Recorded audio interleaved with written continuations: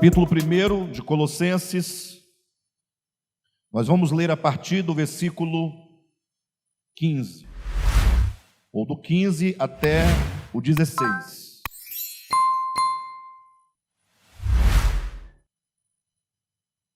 Este aí se referindo ao Cristo de Deus, né? Referindo-se ao Cristo encarnado de Deus, que é Jesus. Este é a imagem do Deus invisível. Ele é o primogênito de toda a criação, pois nele foram criadas todas as coisas nos céus e sobre a terra, as visíveis e as invisíveis, sejam tronos, sejam soberanias, quer principados, quer potestades. Tudo foi criado por meio dele e para ele.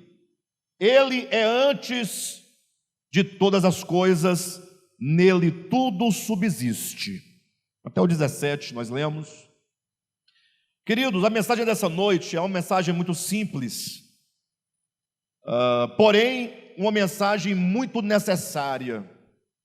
Haja vista que nós vivemos num tempo de muita angústia, num tempo de muito medo, de muitas enfermidades oriundas ou provenientes, né, desse desespero da alma humana frente a todos os problemas que nós vivemos, frente aos desafios que nós enfrentamos.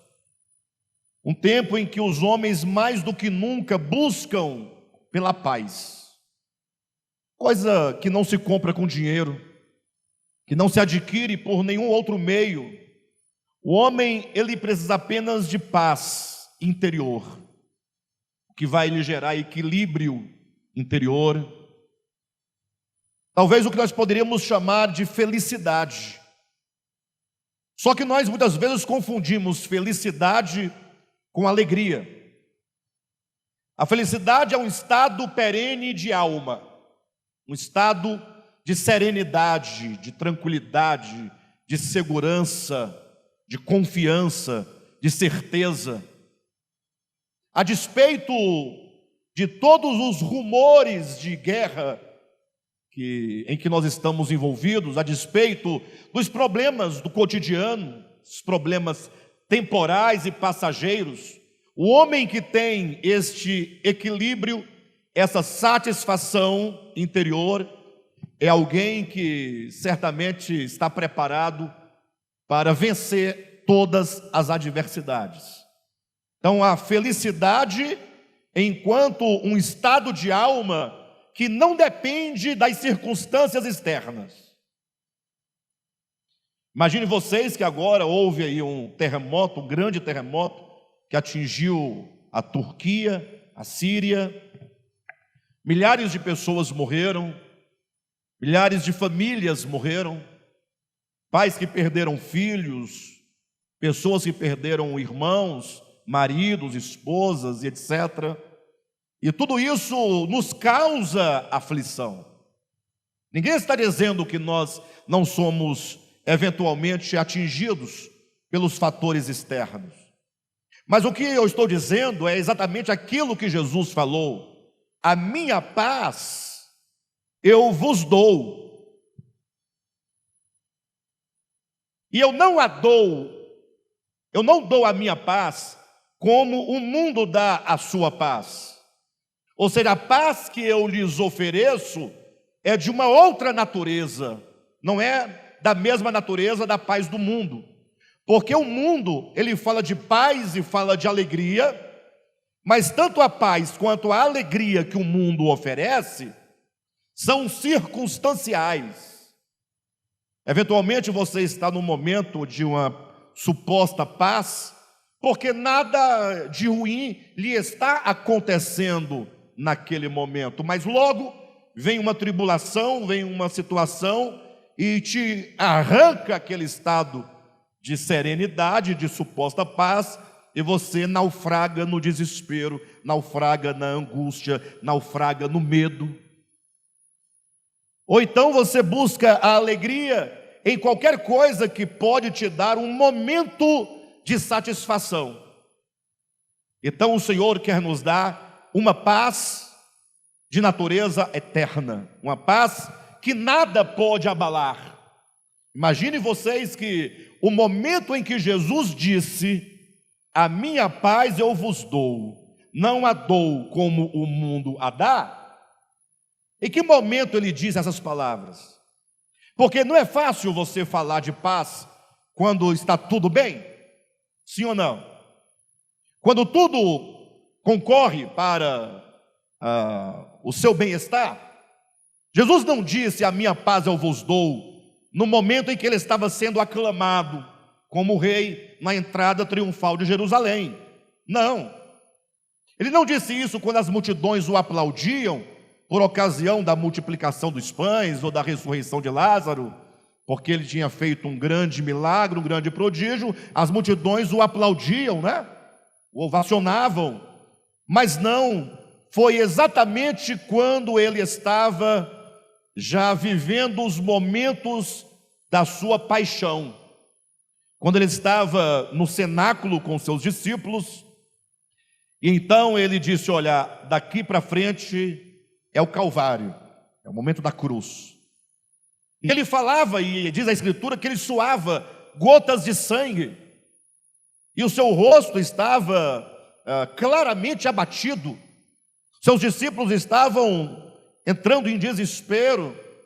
É nesse momento de angústia em que Jesus diz aos discípulos: não se turbe o vosso coração. Ora, mas como não se turbar? Poxa, diante das adversidades, das angústias, dos problemas, das notícias, todo dia uma notícia ruim, e as pessoas adoecendo, morrendo, com medo, angustiadas. Jesus disse: não se turbe o coração, credes em Deus. E aqui ele nos começa a nos dirigir para um fundamento seguro. Credes em Deus, crede também em mim.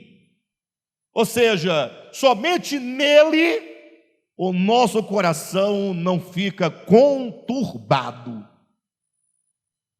Temos que ter esperança. Há muitas pessoas que duvidam da existência de Deus e por isso não podem crer. Duvidam, não podem crer, obviamente. Eu respeito essas pessoas, porque cada pessoa tem o direito, né, de viver e de considerar do modo como acha melhor. Porém, imagine se você tira o elemento Deus da sociedade. A única esperança em que se agarrar o homem. É ele que vai nos fazer atravessar esse oceano, esse rio caudaloso, essa tempestade. É nele. Credes em Deus, crede também em mim. E em seguida que ele diz isso, ele fala: e eu estou aqui exatamente para preparar um lugar para você. Ele fala sobre a casa do Pai. Capítulo 14 de João, capítulo muito mal compreendido, porque a maioria das pessoas, ao lerem João capítulo 14, eles só podem entender o seguinte: olha, Jesus disse para nós não ficarmos perturbados, porque Ele vai arranjar um lugarzinho para nós lá no céu. Mas o texto não disse que vai arrumar um lugarzinho para nós no céu. Ele disse: na casa do meu Pai. Ele nos chama a atenção para a ideia de que há um Pai, e esse Pai tem uma casa. Ora, e se Ele vai preparar nesta casa um lugar para nós, o que significa? Que nós estamos fora, longe e distante desta casa. O que implica que nós precisamos retornar para a casa do Pai. E porque não estamos na casa do Pai, porque estamos distante da casa do Pai, nós só podemos ser peregrinos. Alguém que um dia abandonou a casa do pai, o cuidado do pai, a proteção do pai. Pai é uma figura bonita. Tanto é que todos nós aqui, de alguma maneira, nós sofremos com o problema da paternidade. Ou porque tivemos pais que não foram para nós o pai que nós gostaríamos de ter, ou porque perdemos muito cedo o nosso pai, né? Mas de alguma maneira nós sofremos a ideia do pai, porque, puxa, eu quando olho para mim mesmo, eu tenho uma esposa e tenho 2 filhas. Então, eu imagino, né? As filhas, elas chegam em casa, tomam seu banho, vão deitar, vão dormir, e elas não têm nenhuma preocupação com a vida, nenhuma. Não é muito bom isso, né? Não é muito bom. Mas olhando pelo lado bom da coisa, isso significa o seguinte, que elas estão descansadas, porque sabe que o pai vai trazer o alimento. Não é assim? Ela sabe que o pai vai verificar se as portas todas estão trancadas para a segurança delas. Elas sabem que o pai vai providenciar, vai abraçar, vai cuidar, vai proteger. Então elas descansam, né? Só que descansam muito. Mas esse aspecto eu queria frisar, é que a casa do pai é o melhor lugar. Pode acontecer a maior tempestade, quando você está dentro de casa e o pai está presente. Quem aqui na infância já esteve dentro da sua própria casa e o pai não estava, ou os pais não estavam e veio uma tempestade e aqueles relâmpagos e aqueles trovões e acaba a energia, a gente fica com medo, não fica? Inseguro, sim ou não, pessoal? Como é bom aí quando o pai chega, a gente, o pai chegou. Casa do pai é coisa boa. Casa do pai é segurança, é carinho, é amor, proteção, alimento. Então, em João 14, Jesus falou assim, olha, eu vou preparar um lugar para vocês. E ele falava da sua morte. Entenda isso. Ou seja, ele quer dizer, quando vocês falarem da minha morte, lembrem-se que a minha morte é um caminho que possibilitará a cada um de vocês de retornarem para essa casa segura, essa casa em que há comida. E lá vocês serão protegidos, amados, cuidados. Lá vocês terão paz. Lá vocês terão segurança. Isso significa que nós somos peregrinos, estamos distantes. Bem, mas essa é a ideia, né? O homem então precisa se encontrar. O problema é que nós estamos perdidos. A mensagem dessa noite, ela procura nos direcionar exatamente para a seguinte ideia: como nós podemos encontrar a segurança? Como nós podemos encontrar a paz? Como nós podemos encontrar a alegria? O que fazer ou qual é a saída para o homem que está com medo, está com fome, está com frio, que está morrendo, que está ameaçado, num mundo de tanta miséria e num mundo de tanta desgraça? Essa é a ideia.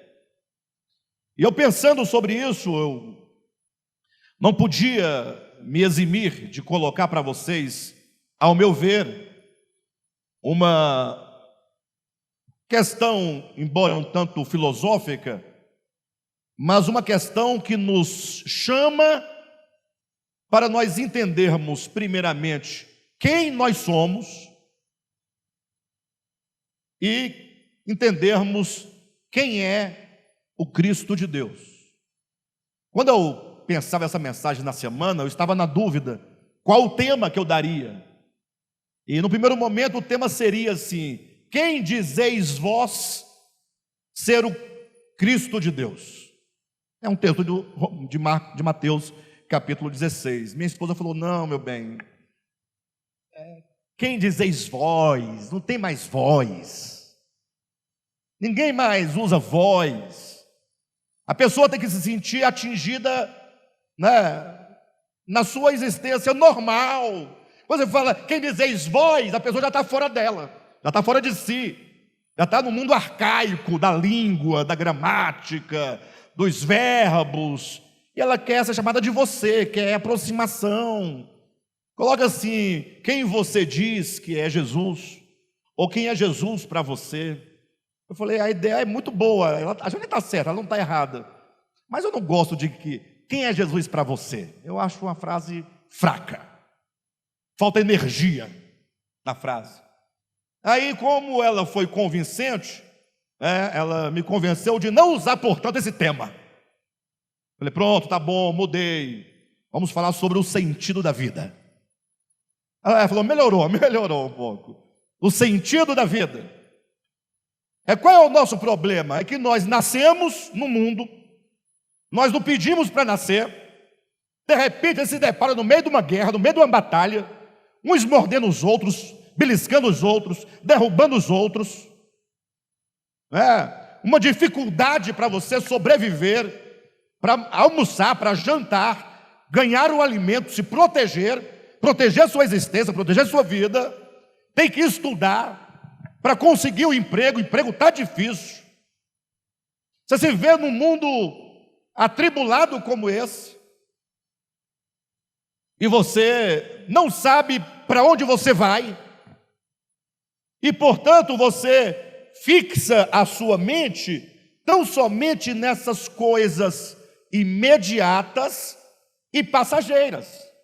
Ou seja, nós somos, do ponto de vista pragmático, materialistas. Só entendemos carne, sangue, nervo, músculo, sensações, e as coisas que nos acontecem imediatamente. Ora, como não viver afligido dessa maneira? Se eu viver somente pelos meus sentidos, pelas minhas sensações, baseado no que acontece em volta de mim, na minha família, no meu bairro, na minha cidade, no meu estado, no meu país, no mundo, eu não tenho alternativa. Eu vou sofrer, eu vou morrer, eu vou entrar em crise, síndrome do pânico, porque nada favorece a minha tranquilidade, nada. Por isso nós temos que voltar os olhos para algo maior do que essas coisas temporais e perguntar: qual é o sentido da vida? Enquanto nós não encontrarmos um sentido para existir, um sentido, algo pelo qual lutar, pelo qual viver, nós vamos ficar perambulando de um lado para o outro. E então esse texto de Colossenses capítulo 1, que é o texto que abre essa mensagem, ele já nos começa a nos trazer um norte sobre o sentido da minha vida. Para eu entender o sentido da minha vida, eu preciso de 3 coisas. Primeiro, eu tenho que entender de onde eu vim, qual é o princípio que me gera, de onde eu vim. É aquilo que é a causa primal, a causa da minha existência, aquilo que me impulsiona, aquilo que faz eu existir. Então eu preciso também, em segundo lugar, entender para onde eu estou indo, para que tudo o que eu fizer nessa vida, entre o começo e entre o fim, entre o arquê e o telos, eu preciso então, sabendo disso, tudo o que eu fizer nesse meio, eu sabendo de onde vim, sabendo para onde vou, eu vou direcionar esse meu fazer e esse acontecer para esse fim. Ora, quem não sabe para onde vai, qualquer caminho serve. Já dizia lá no livro Alice no País das Maravilhas, salvo engano é o gato, tenho bem certeza, que fala para Alice, né? Alice está perdida num mundo maravilhoso, e o gato diz para ela, olha, ela queria saber qual o caminho, diz, para onde? Eu não sei para onde eu vou. Para quem não sabe para onde vai, qualquer caminho serve, né? Você não tem um lugar. Mas se você sabe de onde você veio e sabe para onde você vai, então o meio da sua existência ganha significado, porque você sabe, eu vim de algum lugar e eu estou caminhando e indo em direção à minha plenitude. Nós vamos usar aqui duas palavras, arque e telos. Não precisam ficar tristes que eu vou explicar. O arque quer dizer o princípio. O telos quer dizer o fim. Mas entenda, não é o fim porque acabou. Não é o fim que acabou. O telos em grego quer dizer que aquele que um dia procedeu da sua origem, do arque, quando ele chegar no telos, ele chegou à sua plenificação. Por exemplo, quando você tem uma semente, você tem o arque. Legal? Dá para entender agora, né? A semente é o arque, é o germe da origem da coisa. Só uma metáfora. Quando, então, essa semente germina, se desenvolve, cresce, cria raízes profundas, né? Um caule robusto, com os seus galhos fortes e firmes, com folhas, com flores, e então, por fim, nascem os frutos maduros, viçosos, pujantes, bonitos, cheirosos, né? Você diz que aquela semente chegou no telos. Não é que acabou a vida, não. Ela chegou na sua plenitude, né? Tudo aquilo que ela tinha em potencial para viver, para experimentar, ela atinge a plenitude. E é essa a ideia. Leia comigo Colossenses capítulo 1, e o texto já nos dá a direção mais ou menos assim. Capítulo 15. Este, referindo-se, versículo 13, lá no finalzinho, referindo-se ao Filho do amor do Pai, referindo-se ao Cristo de Deus. O Cristo de Deus, o Filho do amor do Pai, este é a imagem do Deus invisível. O Cristo de Deus é o primogênito de toda a criação. Olhem para mim. Quando você se depara com um texto como este, que Cristo é o primogênito de toda a criação, o que a teologia costuma fazer diante de um texto como esse? Imagina você lendo a Bíblia, né? Se depara, ele é o primogênito de toda a criação. O texto é muito simples, mas aí vem a teologia para complicar a sua vida. Não, vamos agora debater o sentido e significado de de Cristo ser o primogênito da criação. Primogênito é primeiro, não é? O primeiro genus, primogênito da criação. Logo, ele é criado. Aí o outro fala, não, mas ele não pode ser criado porque ele é Deus. Pronto, acabou. O texto já foi para o espaço. Aquilo que Paulo queria dizer já foi perdido, porque agora o debate é inútil. Porque agora não interessa mais o sentido profundo e orgânico que se quer passar com a mensagem de Paulo, mas agora nós esquecemos de tudo para debater se Cristo é Deus ou se ele é criatura. E se é criatura e Deus ao mesmo tempo. Aí vamos ficar agora navegando no mundo informe né, que não produz nada absolutamente. Sim, Alexandre, tudo bem, concordo com você, mas você há de convir comigo que é uma questão, né? É um problema, é um nó para ser desatado. Ora, por que você não permite que a própria Escritura desate esse nó? Continue a ler o texto.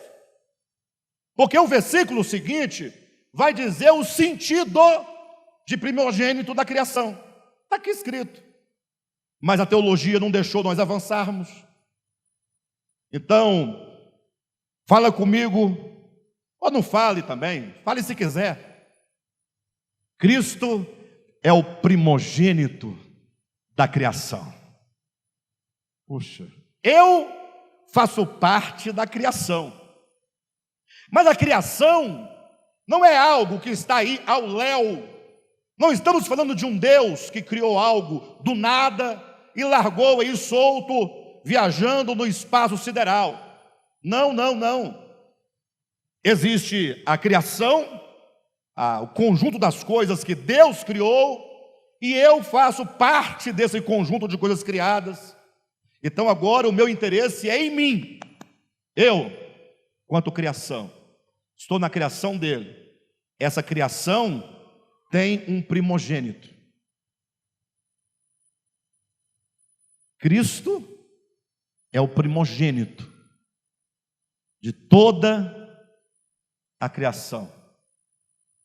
Mas quando eu queria entender profundamente por que ele é o primogênito, bem, o texto diz no versículo 16, pois.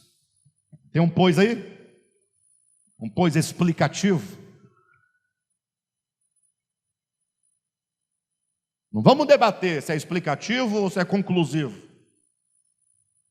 Não vamos nos perder. Mas entenda o sentido. Ele é o primogênito de toda a criação. Porque o pois vai te trazer uma explicação simples. Você sabe por que ele é o primogênito de toda a criação? E portanto ele é o primogênito de você? É porque nele, é isso que vai dar o sentido de primogênito. Não é se ele foi criado ou não foi criado. Ele é o primogênito porque nele todas as coisas foram criadas. Por que ele é o primogênito? Pois nele foram criadas todas as coisas. Nele, ele é o quê? Ele é o primogênito. Ele é o princípio. Ele é a origem. Ele é a causa. Ele é o quê? A fonte. Tudo foi criado nele. Ele é o ambiente, se essa palavra serve, onde tudo vai existindo e acontecendo. Pois nele foram criadas todas as coisas. Para você entender se nele foram criadas todas as coisas, não desmarque a sua Bíblia, né? Mas eu vou ter que ir para um outro texto e depois a gente volta para cá, sem problema.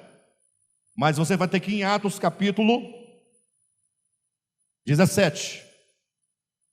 Estamos entendendo a origem, o arquê, a causa. Isso vai te dar estabilidade, tá? Capítulo 17. Pois nele foram criadas todas as coisas. Capítulo 17, versículo 26. Quando diz assim, olha, de um só fez toda a raça humana. Queridos, esse de um só é um pouco genérico, né? Alguém pode dizer, ele fez toda a raça humana de um só, a saber, de Adão. Sim ou não? Mas não existe aí no texto a palavra Adão. Diz de um só. Aí você fala, mas fica implícito, de um só? É, porque você lê aqui em português, se você lê no grego, vai dizer assim, olha, de um único princípio. de um único princípio. Ou seja, toda a humanidade, toda ela, tem um princípio fundador, originador, causador comum. E ainda mais, se você observar no capítulo 17, um pouquinho mais abaixo, no versículo 28, diz: pois nele vivemos e nos movemos e existimos. Ou seja, ele é essa causa e é nele que você existe, é nele que você se move, é nele que você vive.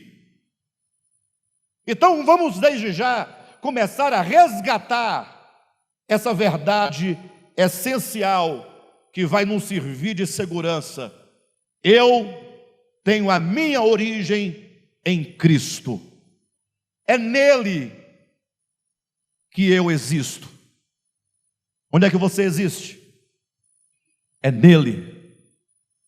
Mas não deixa isso ser uma doutrina para você, não. Deixa isso, ser substantificado em fé dentro de você. Essa certeza, essa segurança, quando tudo estiver atribulado, quando os ventos soprarem, quando os rios derem de ímpeto contra a sua vida, contra a sua casa, você tem que falar alto e bom som, em verdade, de coração, dizendo: eu existo em Cristo, eu vivo em Cristo, eu me movo em Cristo. E eu só posso estar agora aqui falando, me movendo, pensando, refletindo, conversando, por causa dele. Ele é essa causa originadora. A grande verdade do Evangelho é que todas as coisas foram criadas nele. Voltemos para Colossenses capítulo 1. É nele que todas as coisas foram criadas, nos céus, sobre a terra, as coisas que são visíveis, as coisas que são invisíveis, sejam tronos, sejam soberanias, quer principados, quer potestades, tudo é nele. Não tem como se abalar, o seu fundamento é seguro, o seu fundamento é eterno, o seu arquê, Cristo é a origem, a causa de tudo. Mas aí segue dizendo o texto ainda, que não somente tudo foi criado nele, mas diz: tudo foi criado por meio dele e para ele. Se tudo foi criado nele, origem, causa, arquê, e se tudo isso que foi criado nele foi criado para ele, essa causa, esse para, destino, esse para, direção, então todas as coisas vão ganhar a sua plenitude quando essas coisas todas estiverem nele. Vamos voltar. Tudo foi criado nele. Estou afirmando que tudo está nele. Tudo foi criado nele. Tudo existe nele. Tudo vive nele. Tudo se move nele. Isso é origem, é causa, é fonte, é princípio.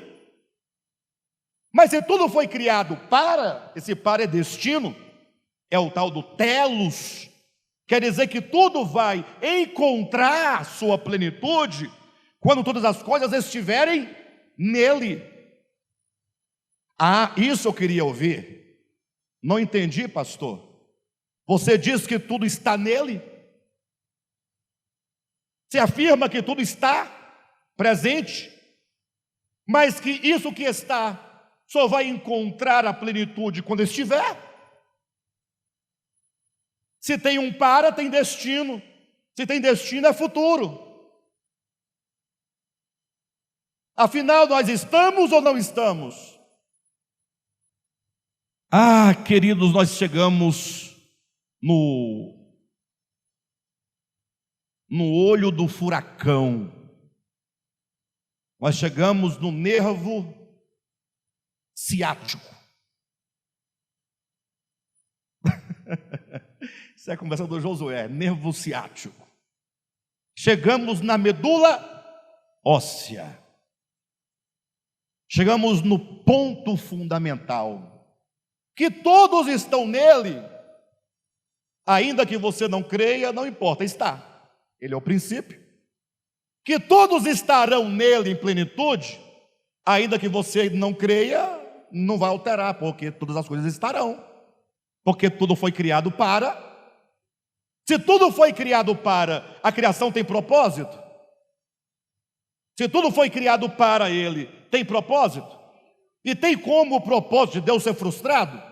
Tem como alguma 0,00000000001% da criação não chegar nele no fim? Porque se chegar uma mínima parte que não chegar em plenitude nele, o propósito de Deus, que tudo é para ele, foi frustrado. Ou teria sido frustrado. Então, não temos problema no arquê, que é o princípio, e não temos problemas com o telos, que é o destino final. Onde está o problema? É aqui que está o problema. É aqui. Quando eu não entendo essas duas coisas, e porque eu não entendo, eu agora fico peregrinando, perdido, sem sentido, sem destino, tentando encontrar uma razão para a minha existência, fora da origem e fora do fim. É aí que está a angústia do ser humano. Todas as nossas angústias, eu não disse tristeza, nós teremos tristezas, mas não estaremos angustiados a ponto de morrer. Nós teremos dores, mas não estaremos no desespero de morte. Ainda que eu ande pelo vale da sombra da morte, não temerei mal algum. Por quê? Por quê? Quem sabe a resposta? Ainda que eu ande pelo vale da sombra da morte, não temerei. Mas como assim? Você está maluco, cara? Você está no vale da sombra da morte e você não vai temer? Ele diz não. Mas por quê? Porque tu, Senhor, estás comigo. Porque tu és a causa da minha existência. Eu sou como uma planta que brota da tua própria essência. Eu broto em ti, eu existo em ti, eu estou radicado em ti. É isso. E tem mais, Senhor, eu estou caminhando e eu sei para onde eu estou indo. O Senhor é o meu destino. O Senhor é o meu fim. O Senhor é a minha plenitude. Eu serei completamente absorvido pelo eterno, abraçado. Eu estarei plenamente, eu terei plenamente voltado para a casa do Pai. Quando o Pai calçar sandálias nos pés, vestes novas, anel no dedo e falar para todo o universo: vamos agora festejar, porque aquele que estava perdido foi achado, e o que estava morto reviveu. E vai haver uma grande festa, em plenitude, em vitória, em glória. O problema, entretanto, é o meio. É o meio. O homem se perdeu da sua origem. Ele está ligado à sua origem fatalmente. Não tem como você sair dele. Isso implicaria o seu desaparecimento cósmico. Isso implicaria a sua anulação e o cair no nada da existência. Porém, existe um problema que acontece na nossa consciência e no nosso coração. Um orgulho maldito, uma ignorância terrível, umas trevas que nos cegam e faz com que nós não enxerguemos a nossa base, a nossa origem, as trevas que fazem com que nós não entendamos o nosso fim, o nosso telos, a nossa plenitude. E nos faz então, até por uma questão de sobrevivência, se eu não tenho princípio, eu tenho princípio, mas se eu ignoro, entendem? E se eu tenho um fim, mas eu ignoro esse fim, por uma questão de sobrevivência, o que eu vou fazer? Eu vou cavar poços para eu beber água. Eu vou construir cidades, muradas, para minha defesa. Eu vou construir instrumentos de corte. Eu vou inventar a agricultura. Eu vou inventar a música para o meu deleite. Ou seja, um homem que se desconectou na consciência e no coração da sua origem e ignora para onde ele está indo, ele precisa de alguma maneira viver bem, dar conta de si mesmo. E aí é nesse momento que este homem faz do seu braço mortal a sua força. E aí agora que ele começa a fazer um tanto de coisas para ver se ele consegue, por fim, sobreviver, para ver se ele consegue um pouquinho de felicidade, um pouquinho de paz. O problema é que quanto mais o homem cria, quanto mais o homem inventa, quanto mais o homem realiza, menos feliz ele é, menos pleno ele é, menos segurança ele tem. Vivemos num tempo em que qualquer um de vocês pode colocar uma cerca elétrica em casa. Pode ou não pode? Câmeras de segurança, sim ou não? E você chama isso de sua segurança. Ah, isso aqui é para minha segurança. Ora, mas isso não é uma demonstração da sua insegurança? Ora, o que são essas coisas todas que chamam de segurança? É uma exteriorização, uma manifestação da minha insegurança. Ora, mas é isso que eu posso fazer, eu não posso fazer mais nada. É o que está ao meu alcance. É o trabalho, né, no qual você se empenha, ao qual você se dedica, que te consome o tempo, que te consome a saúde,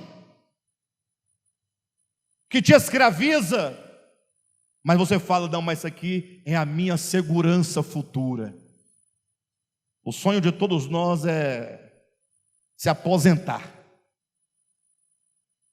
Não para deixar de trabalhar, porque é dito, eu não sei porque eu nunca me aposentei, que todos que se aposentam, na verdade, não gostariam de ficar sem trabalhar, eles ficam perdidos, eles vão inventar alguma coisa para fazer. Então o problema não era o trabalho. Então o que é a aposentadoria? É a segurança que na velhice, se eu não puder produzir alguma coisa, eu tenho uma renda que me garanta comprar o remédio da pressão, da diabetes, o remédio de quê? Da osteoporose, vitamina D, vitamina C, vitamina G, poder pagar o Uber para ir ao pronto-socorro, a UPA, é a segurança que nós queremos. E tudo isso que nós fazemos e promovemos e produzimos, a Bíblia chama metaforicamente isso aí como uma cisterna rota que não retém a água. Mas como é um termo muito arcaico, uma ideia muito interessante, talvez não teria ideia melhor para representar essa nossa situação, mas para que todos entendam e ninguém fique sem entender, poderíamos dizer em termos atuais que é uma caixa d'água rachada. Estou certo, José? Uma cisterna rota é uma caixa d'água furada. Você até que enche a caixa d'água, mas quando você olha, foi embora. A vida é assim. Quando você pensa que agora eu cheguei, aí vem um problema que rouba seu sossego, que rouba sua alegria. Aí você vai lutar para resolver aquele problema. Aí você luta. Quando você resolve, agora deu certo, cheguei. Aí vem um problema com um filho. Aí vem um problema no trabalho. Aí vem um problema de saúde. E aí nós ficamos novamente angustiados e perdidos. Tudo isso porque nós fizemos do nosso braço a nossa força.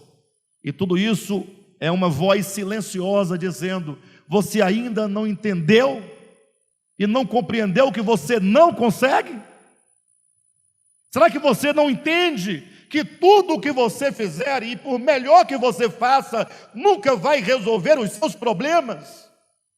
Porque só existe uma única coisa que resolve o nosso problema: é aquele que é a nossa origem e aquele que é o nosso fim.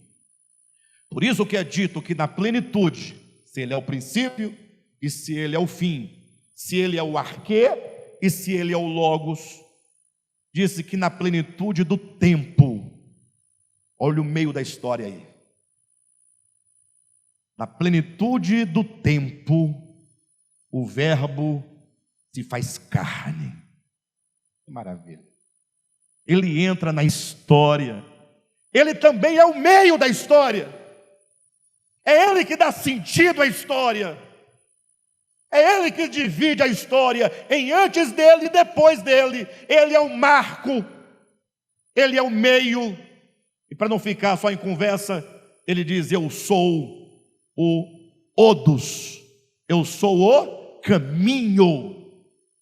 Então Ele é o princípio, Ele é o caminho e Ele é o fim. Então nós somos convidados a compreender nossa origem, a compreender o nosso fim, para que possamos encontrar este caminho que é o próprio Cristo. Ele é tudo para nós. Jesus é tudo para nós. Ele é maravilhoso. E aí nesse caminho, Ele não disse que nós não teríamos dificuldade. Não. Ele não disse: olha, agora que você está no caminho, está tudo resolvido. Não, Ele não disse isso. Se você pensava isso, você pensava errado.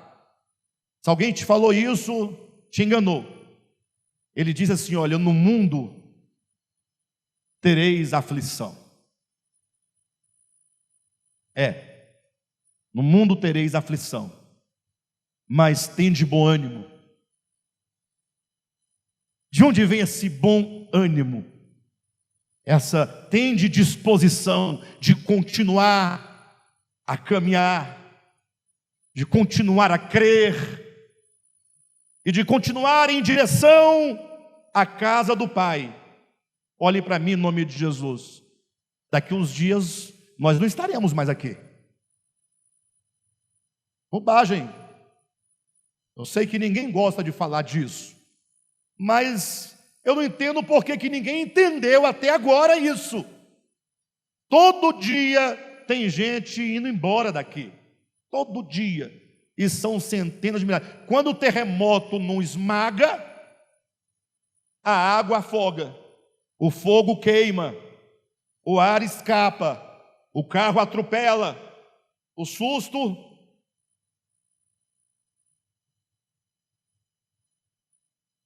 Então, se nós vivemos aqui relativamente a essa existência, né, sem saber quando é a minha vez, ora, eu vou usar todos os momentos e todas as oportunidades para me apegar naquele que é o meu destino. Eu quero apegar nas mãos de Jesus. Eu quero segurar nas mãos de Jesus. Falar: Jesus, olha, esse mundo é muito difícil. Então, eu peguei na sua mão, o Senhor, na verdade, pegou na minha mão, É Ele que pega na nossa mão e a gente olha. É Ele. É Ele. E, Senhor, então eu quero ser conduzido, me dirija, me conduza à casa do Pai. O que é a casa do Pai? É a plena reconciliação com a minha origem. É a plena reconciliação com o meu fim, com o meu objetivo, com o meu destino, com o meu telos. Mas por que eu deveria me reconciliar com a minha origem e me reconciliar com esse fim, que é o Cristo de Deus? Por que eu deveria me reconciliar? É dizer, Senhor, olha, eu por muito tempo te ignorei na minha existência. E que todo o meu sofrimento, que não é físico, mas é um sofrimento de alma, tinha a sua razão na minha não confiança em Ti. Então, Senhor, eu quero agora confiar, eu quero entregar a minha vida a Ti, eu quero que a minha vida ganhe sentido em Ti, porque eu existo para Ti. É isso. Eu existo para Ti. Eu vou dizer uma coisa para vocês. Nós não podemos impedir que por fim estejamos todos nele. Você estará.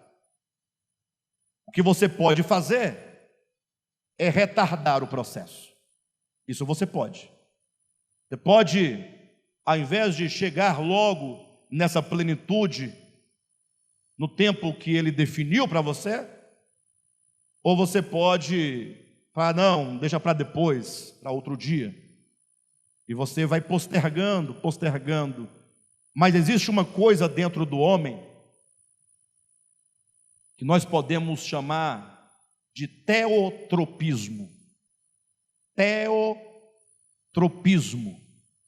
Eu vou explicar. Teotropismo seria dizer que dentro do homem, no mais íntimo de você, no mais profundo, na sua alma, vamos mais profundo, no seu espírito, existe uma força que se inclina em direção a Cristo.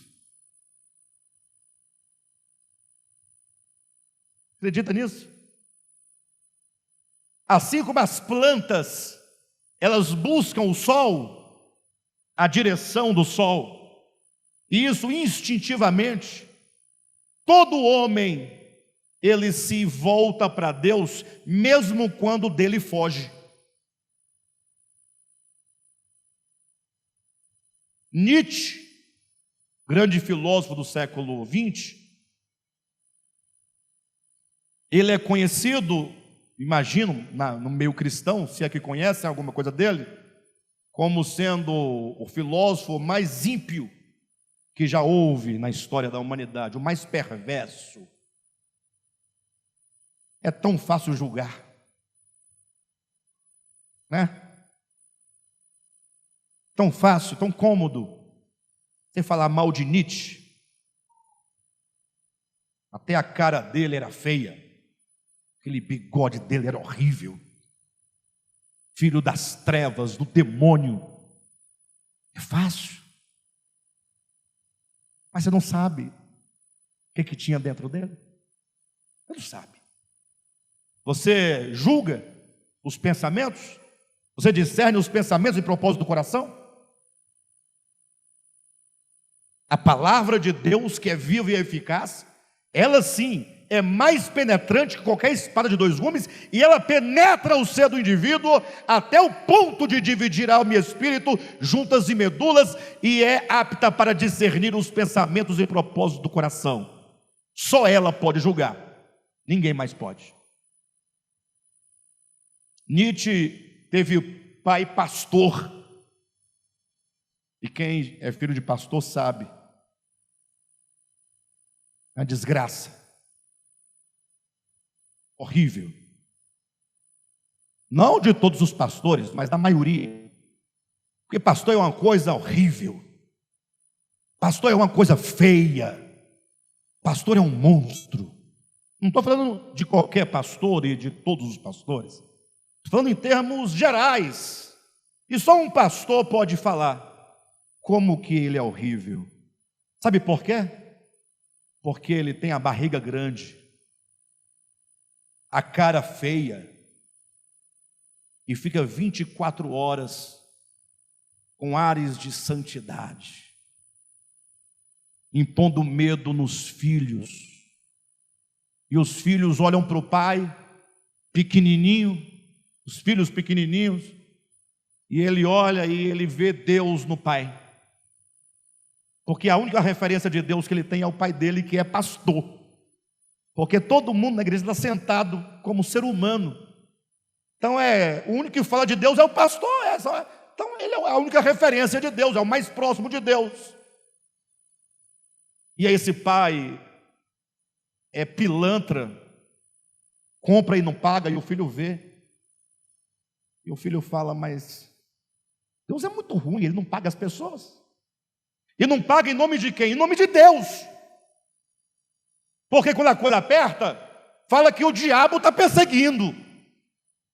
E o filho fala, pai, não é o diabo, foi você que não pagou o agiota. Poxa, se liga, abre o olho, paga o cara que a perseguição acaba. Aí o filho vê o pai, representante de Deus, mentindo, com arrogância, com avareza, com impureza. Aí o filho olha, aí o filho cresce e vira Nietzsche. Não estou dizendo que o pai do Nietzsche era assim, porque há muitos Nietzsches hoje em dia. Há muitos filhos revoltados com Deus e com os pais e com a igreja, porque a igreja pintou um Deus miserável, esquisito, estranho, nojento, vagabundo, pilantra. A igreja pintou. O eterno não é assim. O eterno é o Pai celestial, que nos conhece, que nos ama e que cuida de nós. É o Pai revelado por Jesus Cristo. Mas a quantidade de pessoas que não querem saber mais de Deus e da igreja. E Nietzsche brigou em toda a sua vida intelectual contra a religião. Bateu na religião como gente grande. E ele sabia bater de um jeito que só pegava na orelha da religião. Só batia aqui, no quengo. Batia bem batido. E a igreja ficava com raiva dele. Ele batia. E ninguém conseguia fazer ele parar de bater. Mas antes de ele morrer, ele fez uma oração. Estranho. Uma oração? Como assim? Como assim? Se ele era contra Deus. Não. Ele era contra o Deus da religião e contra essa religião falsificada que o homem inventou. Mas lá no íntimo dele, no espírito humano, tinha um teotropismo, uma inclinação natural para se voltar a Deus. E ele faz uma oração e diz: ó Deus desconhecido, passei a minha vida toda tentando te conhecer. Passei minha vida toda te buscando. E agora eu estou morrendo. E eu quero que o Senhor saiba que a minha alma vai ao teu encontro. Vocês entendem isso? Quem está entendendo? Ah, mas isso justifica o que ele fez? Não cabe a mim e nem a você. Estou apenas dizendo que mesmo dentro da alma de alguém como Nietzsche, existe uma força que busca e que ama a Deus. É isso que eu quero que você entenda. Vou concluir lendo com vocês Efésios, capítulo 1. quando apresenta esse telos, esse final de todas as coisas. Capítulo 1 de Efésios, versículos 9 e 10, que diz assim: desvendando-nos o mistério da sua vontade. Eu vou ensinar os irmãos a lerem um pouquinho agora. Posso? Coisa rápida. Você vai perder uns minutinhos a mais, mas você vai ganhar décadas de lucro. Você vai me ensinar a ler? Eu já sei ler. Não, não sabe. Não te ensinaram a ler. Como é que lê? Você olha para a Bíblia, primeiro você abre a Bíblia. Abriu? Se não abrir, não tem como ler.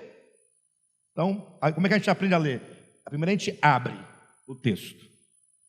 Aí você encontra o lugar onde se vai ler. Aí você lê assim, olha, no 10, no 9, né?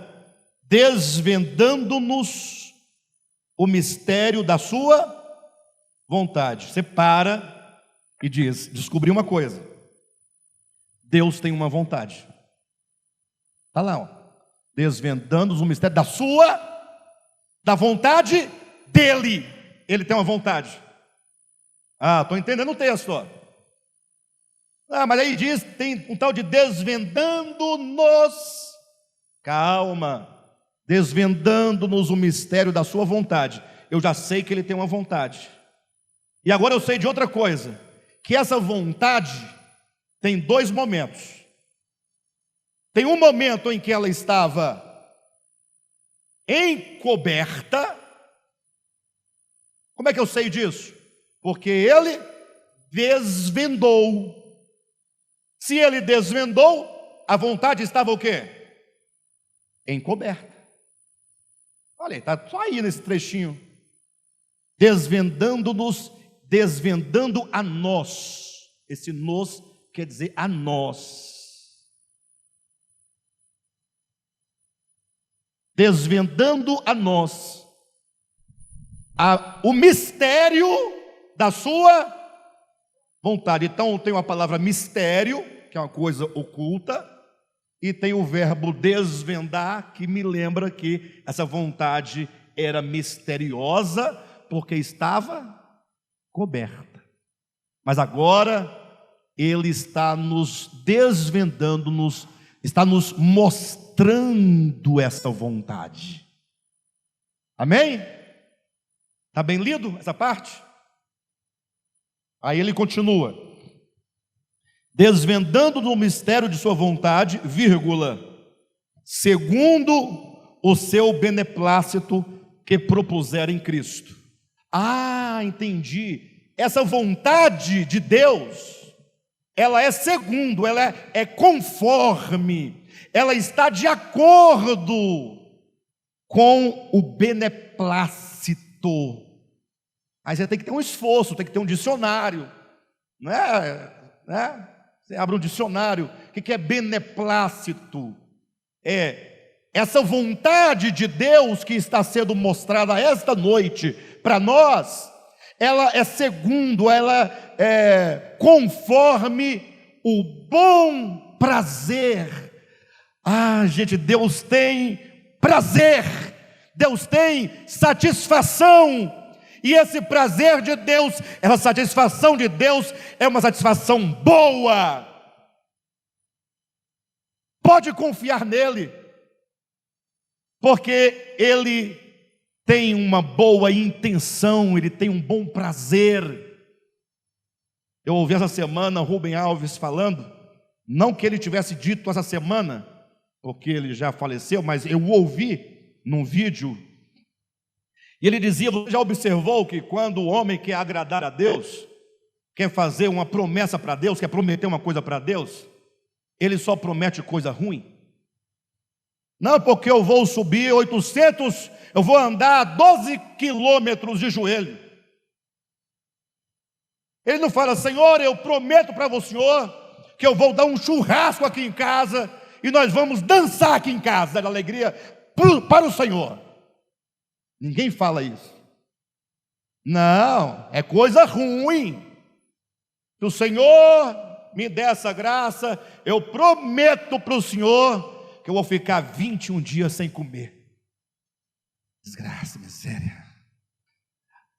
A pessoa pensa que Deus vai ficar feliz porque você está com fome, porque você está esfolando os seus joelhos, porque você está carregando uma pedra na cabeça, e Deus, uhul! Não, Deus não é assim. Está aí, desvendando-nos o mistério da sua vontade. Esta vontade é conforme o bom prazer. O prazer dele é bom, e esse bom prazer que ele propôs em Cristo. Então a vontade dele é de um prazer grande no Filho, no Cristo. Cristo, meu Filho, em ti, por meio de ti e para ti são todas as coisas. E a minha vontade, portanto, é que em ti se cumpram todos os estágios: a origem, o meio e o fim. Quando chegarmos todos no telos, na plenitude, no fim, o Pai vai olhar e vai dizer, como ele disse lá no princípio, e viu Deus que tudo era muito bom, e aí se estabeleceu um grande dia sabático de satisfação. Quando então chegar no fim, o Pai vai dizer: eu estou satisfeito, estou feliz, que no Cristo, no meu Filho amado, se cumpriu o meu bom prazer, a minha vontade. Mas que bom prazer é este, que boa vontade é essa, e que vontade divina é esta? Versículo 10, de fazer. Ele vai fazer. Eu grito assim, irmãos, porque não tem como dizer. Ele vai fazer. Não tem jeito, eu sou assim. Eu não estou gritando porque sou pentecostal. Não, para de bobagem. É porque Ele vai fazer. Ele já está fazendo. Hoje na sua vida, Ele já está fazendo. Desvendando-nos o mistério de sua vontade, conforme o beneplácito do seu coração, que Ele propôs em Cristo, de fazer convergir nele, de fazer convergir nele. O Pai tem uma vontade. Qual a vontade? Eu vou fazer, de fazer convergir nele. Quem sabe o que é convergir? Não tem problema, nós temos dicionários.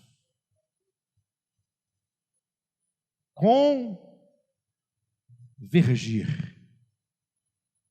Vamos ler todo o texto.